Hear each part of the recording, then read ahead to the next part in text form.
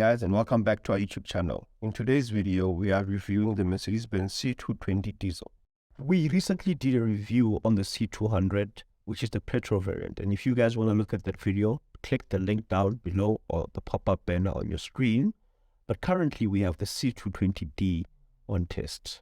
It is powered by a mild hybrid system consisting of a 2-liter turbocharged 4-cylinder diesel engine, which is mated to a 9-speed G-tronic automatic transmission and a 48-volt electric motor. The total output comes to 145 kilowatts and 440 newton meters of torque, with an additional 17 kilowatts of electric boost when needed. In my C200 review, I covered a lot about the vehicle, which is basically the same as the C220, except the power differences, where the C200 produces 150 kilowatts and 300 newton meters of torque. In today's video, I'll be doing a comparison against a similarly priced vehicle, but with a different target market. I introduced to you the 2018 Mercedes-Benz GLC63s Edition 1. With only 81,000 kilometers on the clock and costing $1,050,000, it has a full service history and a 6-year maintenance plan, which is ending next year in April.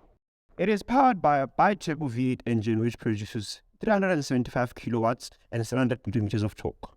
As you might have heard if you're really a true petrol head, that the new 63 AMG does not come with the V8 engine, but a 2-liter 4-cylinder hybrid engine, which is still does not sound well with me, because as we know, in the beginning of the C63, it was a 6.2, they just ran it off, and you know the whole story behind that.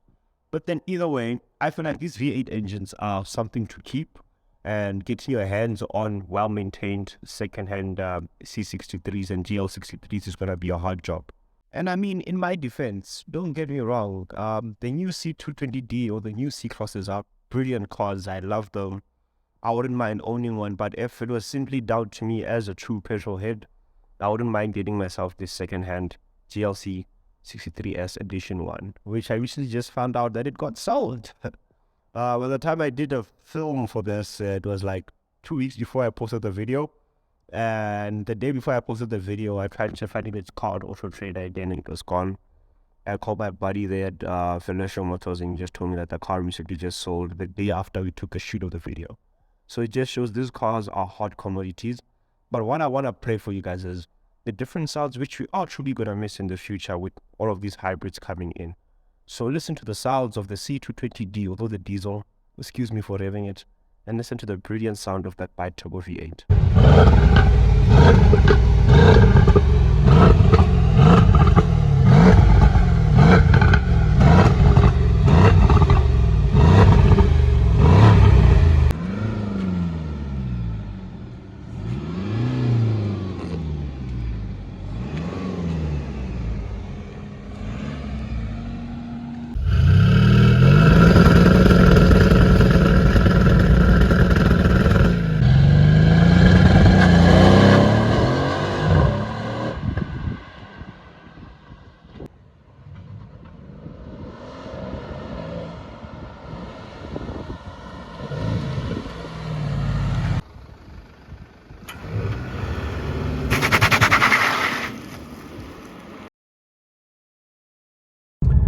So, I'm on my way to Joburg right now.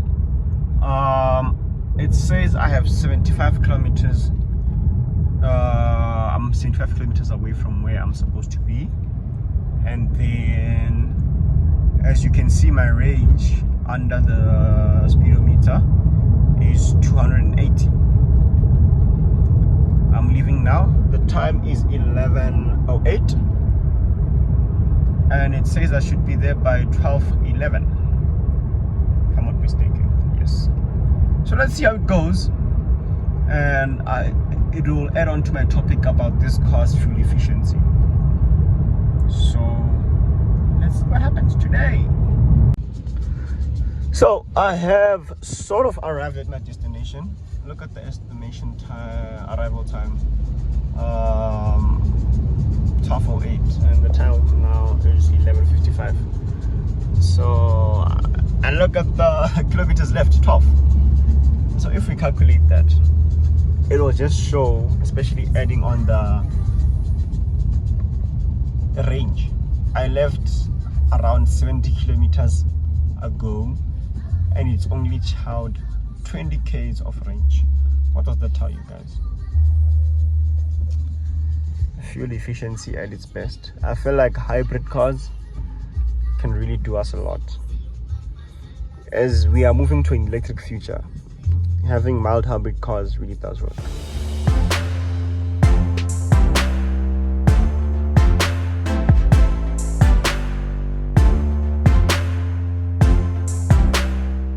I must say there's a few differences from this and the C200. My biggest bonus from this one, I would say, is the fuel economy and the fuel range. This has less kilowatts but more torque. The C200 had 150 kilowatts and 300 newton meters of torque. This C220 diesel has 147 kilowatts and 440 newton meters of torque. And boy, do you notice that 140 extra newton meters of torque. But mostly I've been focused on being fuel efficient. A full tank on this car, if you're driving properly, could last you up to 950 kilometers or to 1,000 if you're actually a very, very confident driver. And with the hybrid motor which it has, you just keep on getting more kilometers. The more properly you drive, the more you use the regenerative braking, excuse the English, but regen braking, the EQ charge, the more the car works well with that. But besides that, everything else, interior-wise, spec-wise, this car is the same. The starting price for this one is around $980 or $890. I mean, if I'm not mistaken, I'll just double check with the statistics. But for this specific model, with all the trim ons it has, with the car now, which is costing $43,000, imagine that. The total comes up to around $1.2 billion. Quite pricey, but you get your money's worth. I believe you get your money's worth. It's just, I'm noticing something as we saw my last review was about the Mahindra, and I was talking about all the technological advances that car has, the level 1 autonomous driving and all that. And in this car, I think the full spec should have all those adaptive cruise controls and everything. But in this, it's not the full spec. And sadly, we don't have such options. Sometimes when I drive, as you can see right now on cruise control, but as you go forward, it won't brake for itself. There's no warning and saying, hey, the here is obviously, imagine collision avoidance and all that, but we are no longer entertained by just the bare minimum of technology.